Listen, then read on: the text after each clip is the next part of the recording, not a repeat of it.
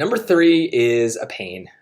These combined sentences questions are just annoying because there's a lot of reading. You're going to be rereading the same thing over and over again. Like for this video, you're going to hear me say the phrase algal blooms quite a lot.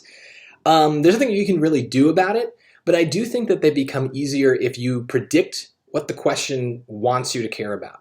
So we talked a little bit about this in numbers 1 and 2, but for number 3, it's really important to remember that there are 3 types of writing questions in my book. So there are ideas, grammar, and style. Now, grammar and style questions are the ones where we don't have any question itself. It just usually gives us 4 answer choices. So in those cases, we've got to make a distinction. Do they care about a grammar rule, or do they care more about what sounds best in a sentence? But when we have a question like number 3, where there's an actual literal question, that's going to be about the ideas in the sentence. So style is going to kind of creep in here because the way that we combine these ideas, there are certain ways that are going to sound better, and so we can trust our instincts a little bit more. But ultimately, the ideas need to flow together in a way that combines them, that actually combines them, because that's our task here, to combine the sentences. That means combine the ideas.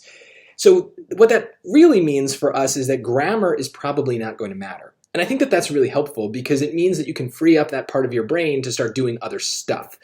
So as we read, we're not really thinking like what's grammatically correct. We're just going to assume that in general these are all grammatically correct and go more based on feel and the connectedness of the ideas. So there's no better way to do it than just read them all. In fact, I don't actually read the original sentences because I know that I'm going to read them 4 times for the answer choices, and I almost don't want to bias myself. So I let the choices kind of do the connecting for me. I don't think that that's a strategy you must follow, but that's just what I do. So up to you. So let's look at choice A.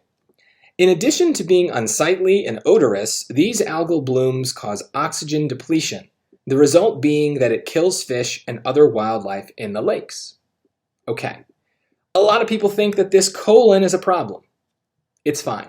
There's nothing grammatically wrong with putting a colon there. So that is why I said don't worry about grammar. Doesn't matter. The bigger problem with this choice is this word being right here. Being is a word that usually causes problems. It's something I want to avoid whenever I'm rephrasing sentences in the writing section.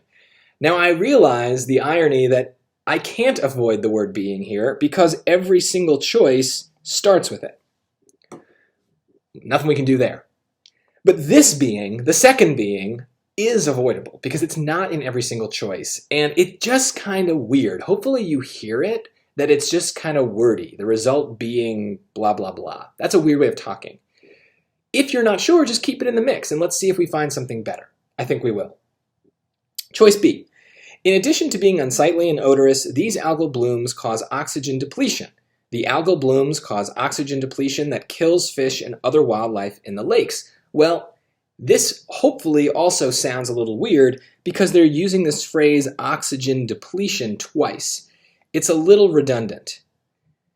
So I want to avoid unnecessary words. There's got to be a way to connect these 2 sentences that doesn't repeat itself like that. The other problem that I want to focus on is, let's use a different color here, the semicolon. Because the semicolon grammatically is fine here. It's used to connect 2 sentences. That is the requirement for a semicolon. It must connect 2 complete sentences. It's doing that. But when we're asked to combine these sentences, like I said, we're asked to combine the ideas, and a semicolon is really no different from a period, which is what we started with. So we really haven't changed anything. We've swapped out one punctuation mark for another, but in terms of combining the sentences, we haven't really done that. They're still technically 2 separate sentences. It's just we got rid of the capital letter. So this is something to think about for future combined sentences questions because you might not have the redundancy issue, but the semicolon is still a little bit of a problem. It's not a good way to combine those ideas. Let's keep moving. In addition to being unsightly and odorous, these algal blooms cause oxygen depletion. and oxygen depletion caused by the algal blooms kills fish and other wildlife in the lakes. Okay, so this is just as wordy. We got algal blooms a bunch of times. We got oxygen depletion a bunch of times. Ugh, it's the same problem as choice B. Too redundant.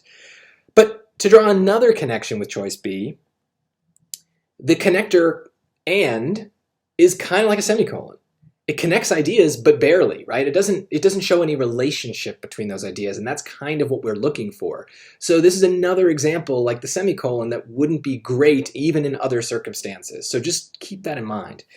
And this is going to leave us with D, which hopefully is the best.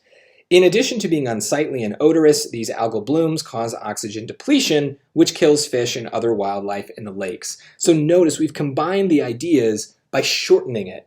And we've cut out that redundancy. We're saying the exact same thing, but the word which allows us to kind of chop away some of that extra and just connect that second idea to the first one in a way that makes it not even a complete sentence anymore. It's just a little hanger on.